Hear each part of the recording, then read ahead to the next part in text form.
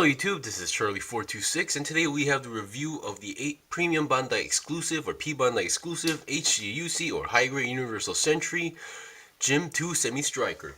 This kit or this MS was specifically seen in the Unicorn Gundam series, especially in the episode of the Torrington Base Attack. Once again, this is another Premium Bandai exclusive kit, so meaning it's limited edition. Okay, beyond that, I need to clarify some things out, okay? First of all, those who are watching this video might notice that the quality of the video looks a little bit different, because if this is actually successfully uploaded to YouTube, this means that I have now successfully been able to now utilize my other camcorder that I bought a long time ago, but had a problem with the editing process. Because the video file that this creates had some issues with my video editor, and now I sort of found a way to work with it, so let's hope this works pretty well. Okay, for now, let's get on to the review. First of all, what you get, of course, is the GM II Striker. It's basically a mixture of the HGUC GM II and the HGUC GM Striker. So for now, what you get is, of course, the GM II Striker itself. You get its shield gauntlet. You get a typical beam rifle with a trigger finger. And then you get two hands, which one is the three hands, one being the trigger finger, two being the multi-purpose hand. And for being the Semi-Striker, you get its typical or iconic twin beam lance or twin beam spear, to be more precise. This is the exact same build as the Semi-Strikers. You get a shield, but in a different color. This is actually the desert color version.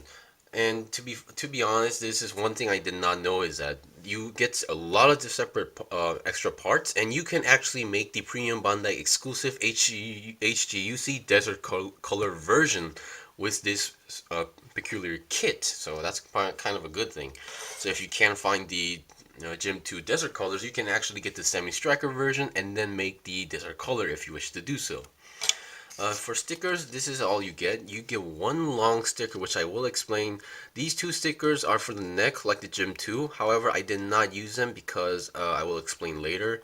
You get four of these metallic green ones, and then this red one, which I will also explain later, which I did not use. Okay, beyond that, what else you get is some spare parts. For now, here are the spare parts that I accidentally cut off from the plate. This being another I believe this is supposed to be the front skirt part, I believe, or the back skirt. I think it's the back skirt. You get additional one. You get a yellow for the body piece, the neck area. You get parts for the arm section, which I currently can't find the other, but it's in my box for that. And the ones that I did not cut off, for example, of course, you get these small two square pieces, which I'm not really too sure what they are, but they seem to be related with the head section, I believe. But that's not much of a big deal. Beyond that, you also get a bunch of extra plates here, right over here. Let me zoom out a little bit. This is the extra parts that you don't use at all. So let me actually show you guys one by one. For now, let's look at the basic polycaps. Once again, large polycap sheet, but you don't use all of them. Okay, for the legs, now I guess it's really the design of the legs do have some little bit difference, but yeah, the leg parts and the shoulder parts. This also really clarifies that you can actually make the desert color version if you wish to do so. These parts I believe are from the from the GM Striker, I believe. I'm not really too sure, but yeah, I think they are because it's been a while I built it, so I can't really remember properly. And then this last sheet definitely also supports my opinion on that they can actually make, well, never mind, this is the other one. But yeah, these are some parts for the actual GM Striker. You have the backpack, you only get some part of the shield, so you can't make the shield entirely. But you can also make the machine gun, but at the same time, this is all you get. There's supposed to be an additional handle here, but you don't get that unless I actually, lost it. So yeah. Really interesting kit with a lot of good spare parts. Okay, now, oh boy. Now let's get on to the review. I will do some comparisons later, but let's start with the head. Once again, I believe this camera is now recording in 60 FPS. I'm not sure, frame per second, I believe. So it might have a different feeling on certain parts. Okay, the head. It's a very typical GM II head, I believe. You have the antenna, you have the cameras. Now the cameras are here, the front on the head, the front on the body, and then you have the one on the back and back of the head. So that's all the stickers you get. And for the inside of the visor, I actually colored it in metallic silver one more time because without it, it looks meh. Okay, the head, pretty much identical articulation. It doesn't really move that much. Doesn't really have much difference. 360 not possible. However, one of the stickers I did not use is for the neck here because if you remember my GM II review, I actually colored in metallic silver. This one, for example, the color of the sticker that requires you to put onto the neck is almost the same color as this, but a little bit lighter. So I find that really unnecessary, so I did not use it. And I also don't like the fact that I have to use a sticker on the neck. Okay, that's that. The main body, pretty much identical as the GM II. The one thing that kind of shocked me is this part, the main body cockpit. You have to color that. I mean, that red section there is supposed to be a sticker. I colored it in metallic red. I need to recolor that a little bit more because I accidentally touched it on its drying process. Long story, yeah. And another thing that kind of shocked me is this section here. This section, this desert sand color, that's a sticker. It comes in entirely gray, like the GM II. So yeah, but it's not one of those stickers that would fall off that easily because of the structure, because the upper body section does actually wrap around the sticker. So I'm fine by that. No problem at all. Okay, now let's look at its arms. Let me zoom out a little bit. The arms. The shoulders, I believe, are the exact same shoulder, or I'm not sure if it's the exact same, but more or less the same type of shoulders of the GM Striker. So you have these engravings and stuff. Looks more bulky and has more armor. You also have this section that moves around, and the arms can go about 90 degrees out to the sides, both of them. Now, the thing that I was not aware of was also the arms. Now, this arm is your typical GM II type arm. This arm is kind of different. It's a little bit more fat / bulkier because what I was expecting was to attach another piece onto this arm, but no, you actually get a separate build for the arm, which is basically same format but different shape. And on this arm, on the side there's a hole. Let's hope I can actually show this off, but they have this hole on the side so you can attach this shield. This shield is actually the same type of shield used by the Heavy Gundam and the Full Armor Gundam, the green one, not the Thunderbolt version. So I really like that extra touch. Anyway, the shoulder has your typical same as basically having the same build as the GM II. You have your typical forward and backward moving shoulder with a ball jointed connection. 90-degree side, typical side twisting 360 twist on the arm, and then you have a double jointed connection on the arm on both arms and typical ball jointed hands. Okay, now let's look at its waist section. Waist section, there's nothing too special. It's really your typical gym type, front skirt, side skirt and stuff. The front skirt can move forward about 90 degrees out front. Side skirt don't move that much, and and once again, these holes don't really have much purpose in this kit as well. The legs can go up 90 degrees up front, but only have about a 90 degrees bend like the GM II, which I don't really mind considering what this is. And your feet have your typical ball jointed feet, nothing too special on that part. Back skirt is just this whole single piece, so it doesn't move.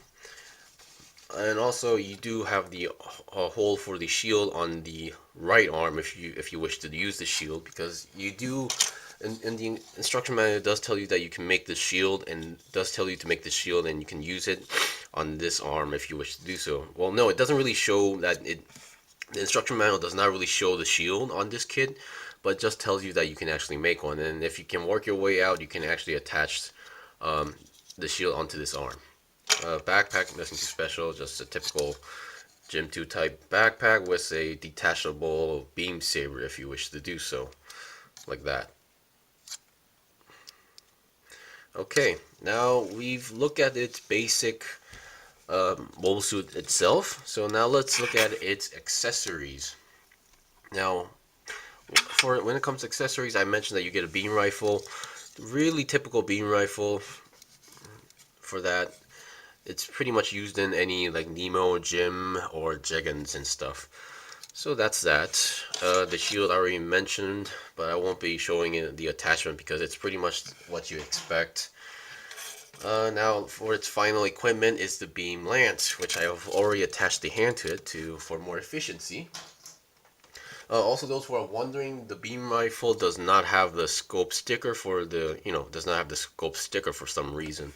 It's pretty interesting because some kits, even in Master Grade, some has those stickers, some don't. So I'm not sure what's the standard for it. Yeah, it's pretty much the same beam spear as the GM Striker. It has that action where you can make it into a size thing, which is they're both interconnected. So if you move one, the other one moves as well. The only thing that's interesting is that while the GM Striker came with 4 beam saber effects, you only get 2 of them. So it's pretty much for this weapon. But once again, you can technically attach a beam saber effect onto this one, and we'll hold it pretty much with no problem at all, like that. So it won't fall off. Well, neither of them falls off. That's good to know. If you wish to do so, you can actually attach both hands to the whatchamacallit beam lance. But yeah, it's pretty much you can. Okay, because the GM Striker was a pretty good kit for its time because it had almost identical, pretty good articulations for itself for its time. So even with the updated GM II kit, it's really you don't need to expect too much differences. You can pretty much pull off everything that it was capable of doing. So there you go. You have like both arms holding it if you wish to do so. Okay, so that's that. Let me just take it off. I'm not here to show like what poses you can pull off on a review. Now I want to show you guys something regarding the mixture of this kit. So let me just reattach that. Okay, here we go. We have the GM. This is the P-Bandai GM II Semi-Striker, which is a mixture of 2 known release kits. Sort of. And here we go with the other 2, mixtures of it.